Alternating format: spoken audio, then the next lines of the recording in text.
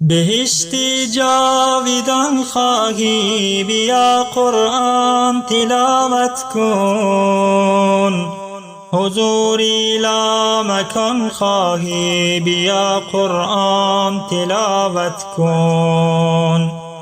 ز گلهای گلستانش معطر کن دماغی دل.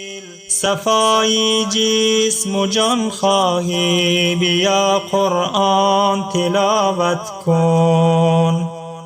بود تا 700 از 10 ثواب هر حروف آن.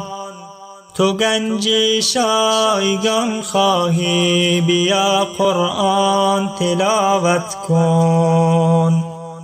صفات خالقی جان را، رموز خلق انسان را، اگر شرح و بیان خواهی، بیا قرآن تلاوت کن.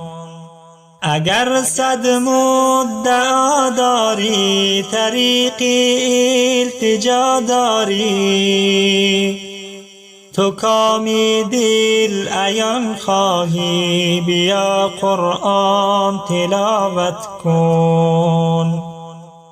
چو خواهی با خدا گویی، سخن رو در نماز آور.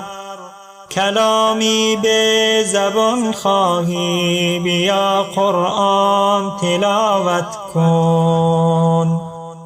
چرا ای بنده مغروری، ز حکمتهای حق دوری؟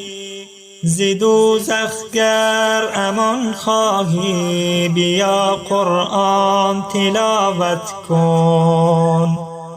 ز دوزخ گر امان خواهی، بیا قرآن تلاوت کن.